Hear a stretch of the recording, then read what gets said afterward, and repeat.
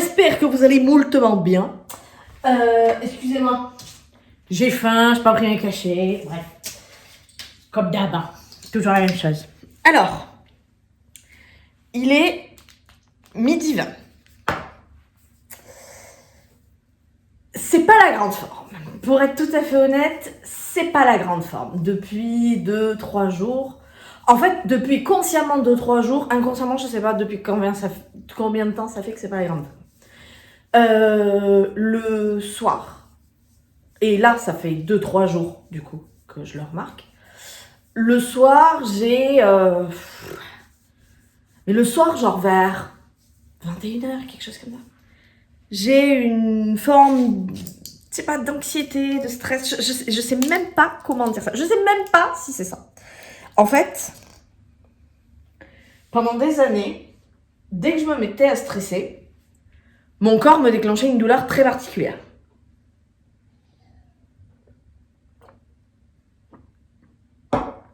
Qui bien sûr est insupportable, évidemment. C'est pas genre j'ai un petit peu mal à la tête ou quelque chose comme ça. Non, c'est genre en fait c'est douloureux comme une infection. Voilà. Donc ça, pendant des années, mon corps a fait ça. Et on va dire récemment, il y a peut-être 3 ans, 4 ans, il a arrêté. Mais il a arrêté de me faire ça et il a arrêté de me faire subir tout un tas d'autres trucs, en fait. Et donc, je n'avais plus ces douleurs infectieuses, qui n'étaient pas d'infection, mais ces douleurs infectieuses, quand j'étais dans un moment d'angoisse, d'anxiété, ou juste de stress, ou de quoi que ce soit d'autre. C'est pas pour ça que je vivais mieux, mais au moins j'avais pas mal. Et puis quand j'ai fait ma formation, quand j'ai passé mon diplôme en couture, excusez-moi, je fais ma vie en même temps, je vais manger. Quand j'ai fait ma formation en couture, en fait, j'étais dans un taux de stress et de panique, mais qui allait au-delà de tout. Parce qu'en fait, eux, ils sont pas là pour vous dire des joliesses. Hein. Donc, littéralement, ce qui se passait, c'est que, à les entendre, on allait tous rater le diplôme. Bref, bon, pourquoi, comment, enfin bon. Il fallait absolument finir ci, il fallait absolument finir ça, il fallait faire ci, il fallait faire ça, et on n'avait pas vu ça, on était en retard et tout. On avait des devoirs à faire, et alors les devoirs de couture, bien sûr, c'est pas des formules de maths, hein. Je veux dire, il faut acheter du tissu, faut coudre, faut rendre des projets, faut valider, faut passer des étapes et tout, quoi. Donc, moi, tout ça, ça m'a mis une dose de stress telle. J'ai passé mon diplôme en juin, et à partir de...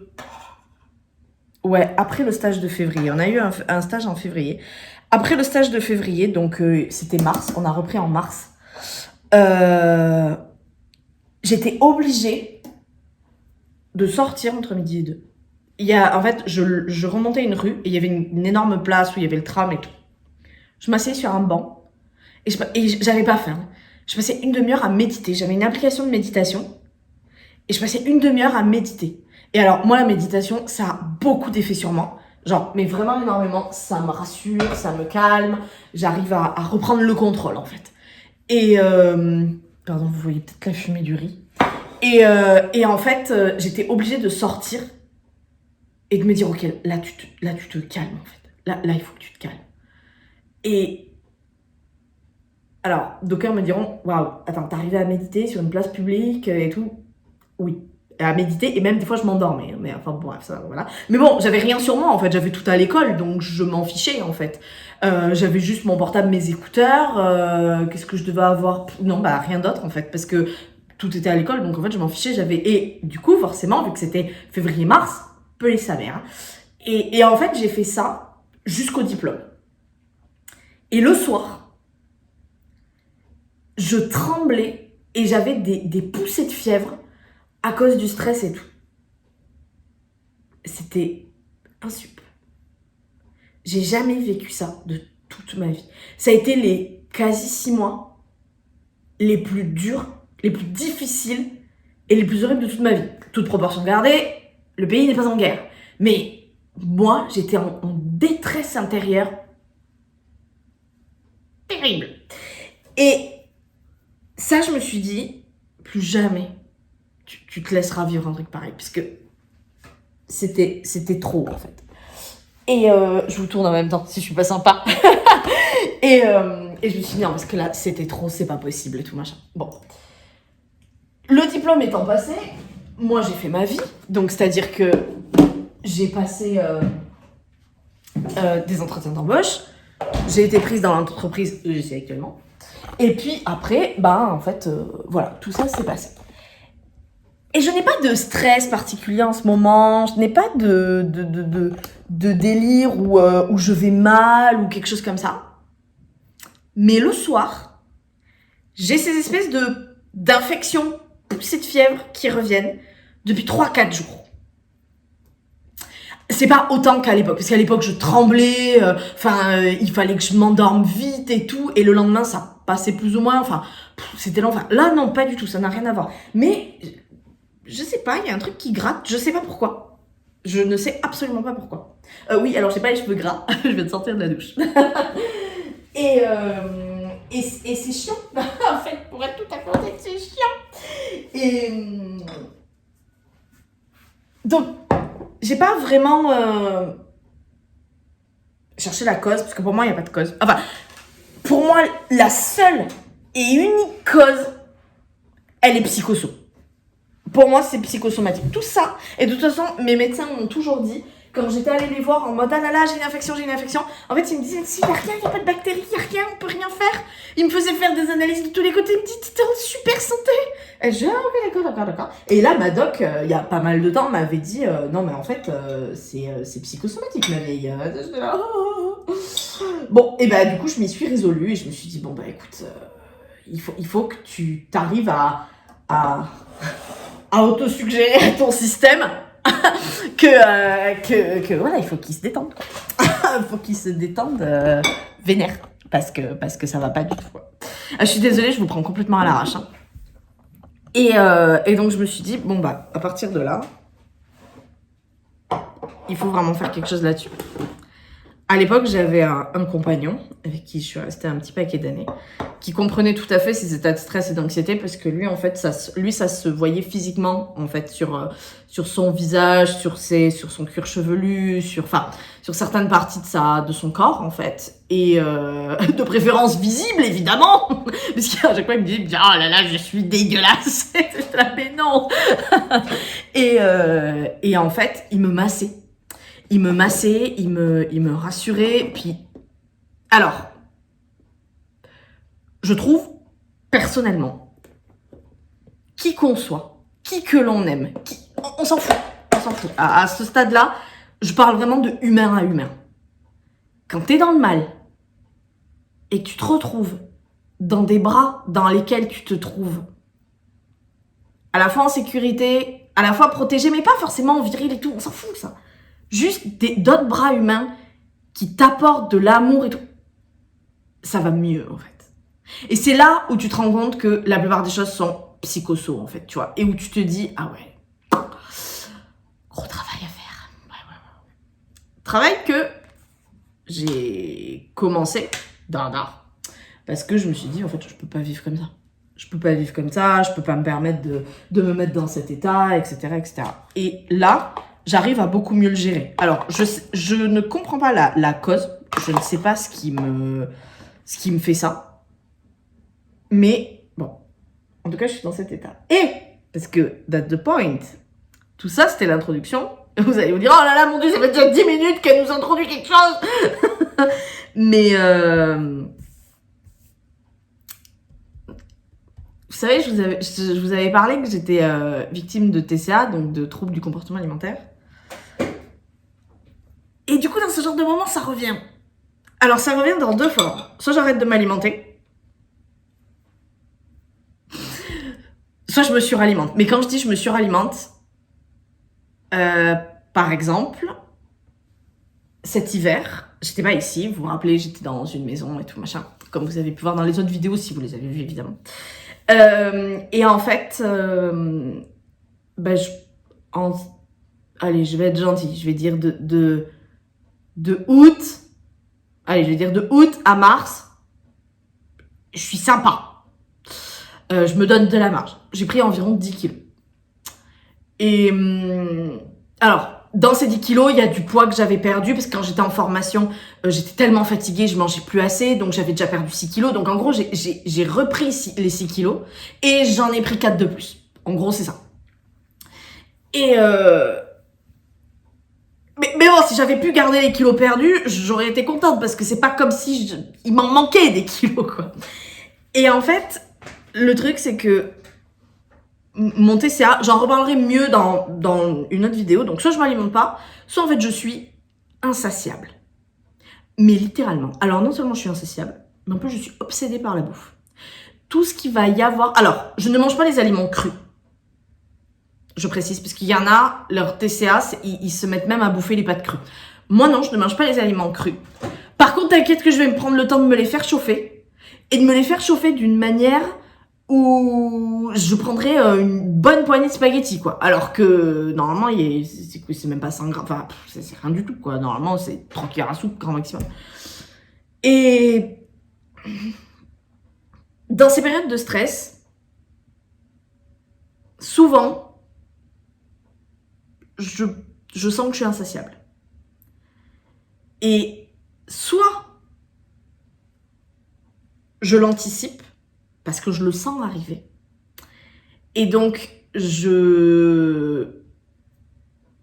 de mettre en place des choses à mon échelle. Et j'essaye de garder une volonté. Il y a aussi ça qui joue. Soit en fait, je me laisse totalement aller et là je me dis bah perdu pour perdu, allez, nique. Et là je suis dans un moment où je sens, je sais pas pourquoi, je sais pas d'où ça vient, je sais pas ce qui fait ça, mais où je sens qu'une crise peut revenir. J'appelle ça une crise, mais je sais pas comment ça s'appelle en vrai. Parce que en fait, c'est marrant, parce que je suis victime d'un truc dont je ne me suis pas du tout renseignée dessus.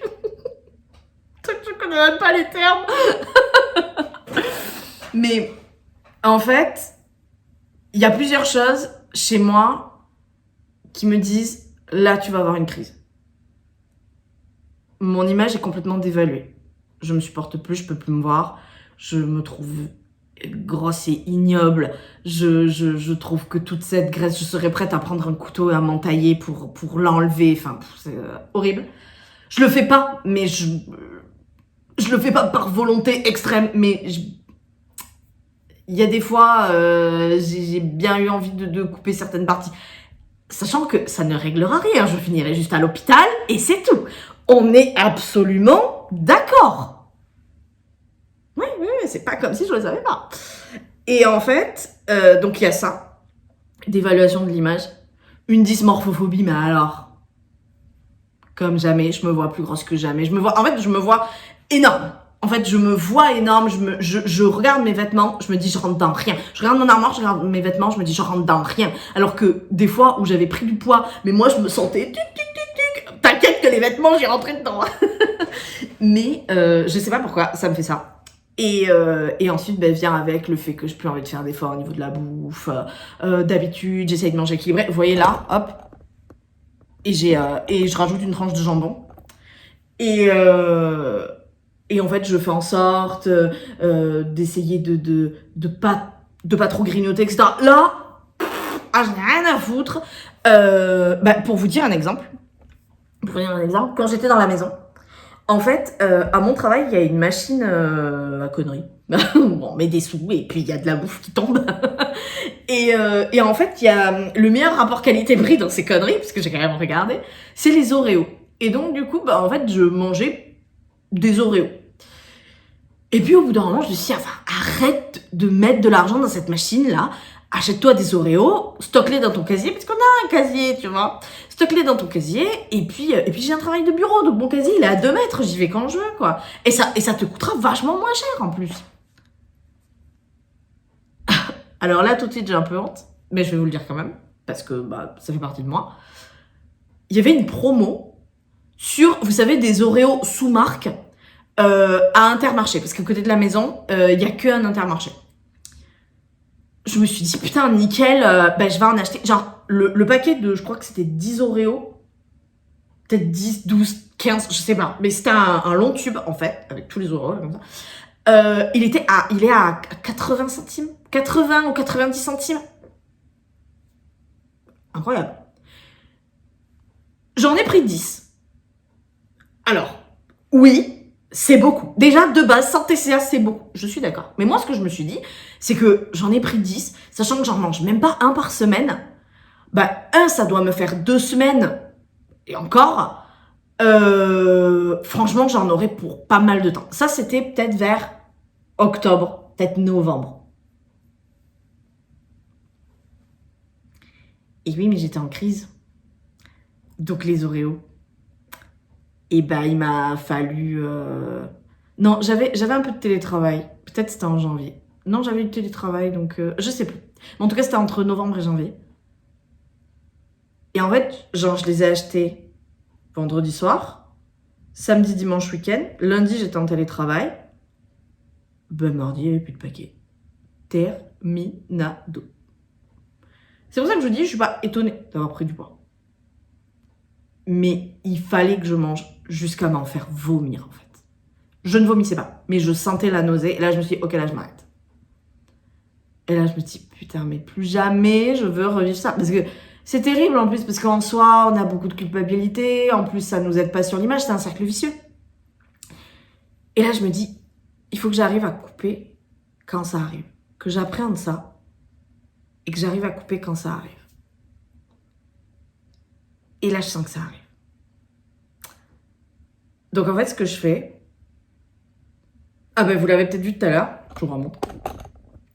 J'ai pris une petite assiette, une assiette à dessert. Comme ça me donne l'impression d'avoir mangé. Alors ça, c'est une astuce que je connais depuis des années, parce que les TCA ne datent pas d'il y a 2 ans. Ça doit faire 20 ans que j'ai des TCA. Peut-être même 25. Et en fait, on m'a toujours dit, mange dans une petite assiette. Tu verras, mange dans une petite assiette. Ce sera mieux, ce sera mieux. Et là, c'est ce que je fais depuis ces derniers temps. C'est ce que je fais. Parce que des fois, vous savez, j'ai des tubes comme ça. Et des fois, je me dis, il me reste pas grand-chose, je vais manger directement dans le tube. Mais en fait, je me rends pas vraiment compte de la quantité que je mange. Alors que dans une assiette, je me rends plus compte. J'évite d'acheter tout ce qui peut me tenter de la pire des manières, c'est-à-dire de grignoter, etc. Si vraiment j'arrive à me motiver, je fais du sport parce que le sport contrecarre beaucoup mes crises de TCA. Donc si je peux, je fais du sport. Si j'arrive à me sortir le cul. Et sinon, en fait, je me surveille. Tout ce que je fais... En fait, dès que je rentre dans l'air de ma cuisine, je le fais en conscience. Et quand je dis en conscience, rien à voir avec le développement personnel, c'est en conscience pour dire je suis très très consciente de l'instant présent et de ce que je fais ici. Et pourquoi je reste dans cette cuisine. Et quand j'ai faim, je me dis ok, t'as faim. Est-ce que tu mangerais une pomme? Non, alors t'as pas faim. Est-ce que tu mangerais un fruit? Je dis une pomme, mais en fait un fruit. Non, mais c'est que t'as pas faim. Des fois, mais je m'interroge réellement en fait. Et je sais pas d'où ça vient, je sais pas pourquoi, je sais pas quand ça arrive.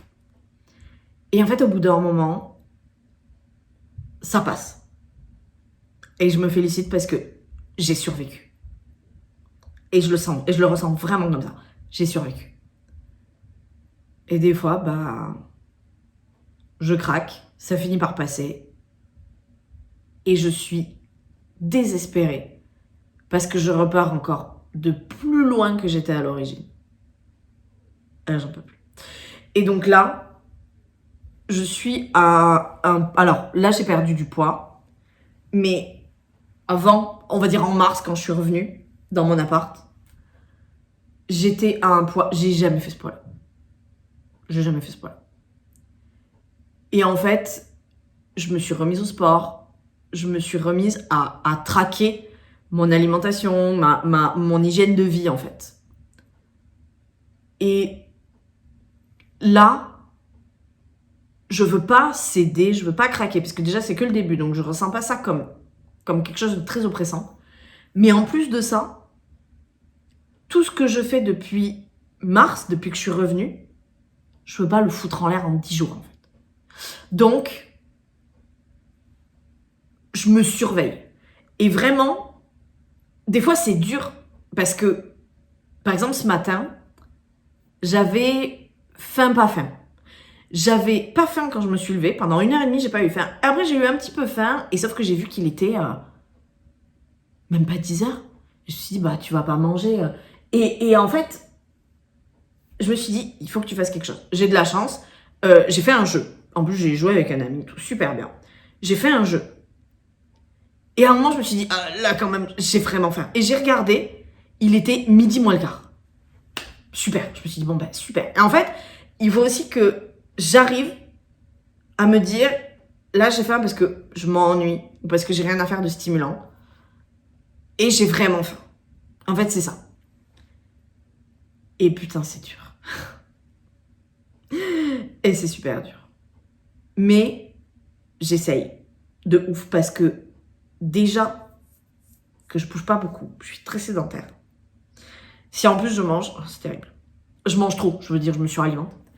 Et ce que je fais en même temps de tout ça, c'est que tous les jours, je me regarde une vidéo sur quelqu'un qui a perdu du poids, de préférence une fille, mais ça peut être tout.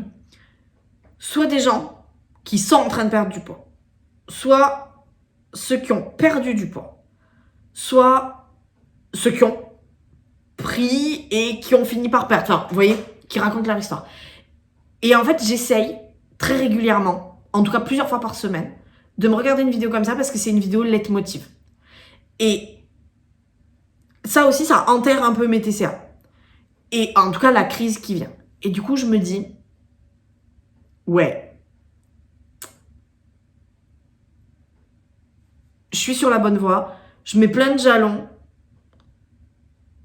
pour faire une ligne de défense contre la crise qui vient. Vous imaginez ça comme une grosse tempête de sable. On n'a pas le choix. Il faut, soit tu arrives à te protéger, soit bah, tu restes dedans, mais tu sais pas dans quel état tu sortiras. Et moi, je veux monter des jalons pour me protéger de cette tempête de sable. Et vraiment, cette espèce de grande tente berbère, là, bah voilà, tac, tac, tac. Et des fois, j'ai même pas, j'ai 3 bouts de bois pour monter une tente parce que je me suis pas armée d'outils. Et des fois, j'ai plein d'outils, mais j'ai pas la force de la monter. C'est un truc de ouf. Et là, j'ai plein d'outils, j'ai la force, je veux l'utiliser pour me protéger. Donc c'est pas la joie. Je sens que c'est pas la joie. Mais, phrase random, je veux pas me laisser abattre. Je veux pas céder sur une maladie, sur un trouble, sur whatever, je sais même pas ce que c'est, qui n'a rien à foutre là, voilà, qui n'a juste rien à foutre là, qui est un trouble mental, physique, j'en sais rien, qui n'a rien à foutre là. Et vraiment me dire, le corps, il sait ce dont il a besoin. Moi, je sais très bien ce dont mon corps a besoin. Donc, je l'alimente stricto sensus à ce dont il a besoin. Et le reste, crise pas crise, c'est un peu comme un enfant, voilà, qui fait son caprice. Je le laisse dans la catégorie du caprice et je n'écoute pas cette espèce de voix oppressante qui me dit de tout rectifier sur mon passage. En gros. Donc, aujourd'hui, ça va être une journée où je vais pas filmer. Je vais prendre soin de moi. Je vais faire attention à moi. Ce soir, j'ai une soirée. Ça va être très dur. Parce que qui dit soirée dit apéro. Ça va être très dur. C'est pour ça que j'essaye de limiter les dégâts en mangeant très healthy, empty. Et en ne grignotant pas de toute la journée. Là, il est bientôt 13h, parce que ça fait 25 minutes que je filme. Enfin, en tout cas, le compteur affiche 25 minutes. Plus je mangerai tard, quelque part, plus ça handigras le fait de me goinfrer d'apéro à la soirée de ce soir. J'ai pas encore la volonté, lors des soirées, pour pas trop manger. C'est difficile. Ça, c'est très difficile. Mais bon, une chose à la fois. Donc, je suis désolée. Cette vidéo est pas globe. Mais un mois dans ma vie, bah, il y a des jours, c'est comme ça. C'est pas grave. Ça va passer. Je vais faire en sorte que ça passe. Peut-être je filmerai demain matin.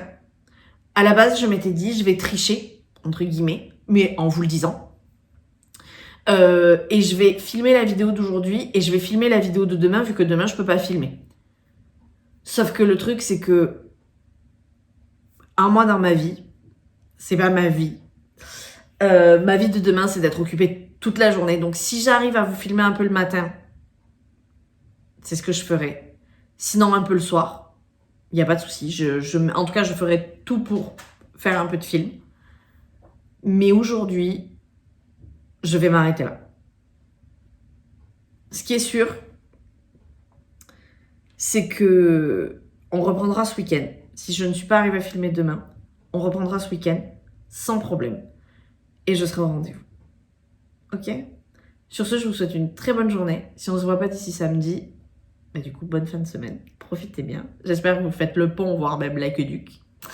Et je vous retrouve au pire des cas samedi. En attendant, je vous fais plein de bisous. Et je vous dis à très vite.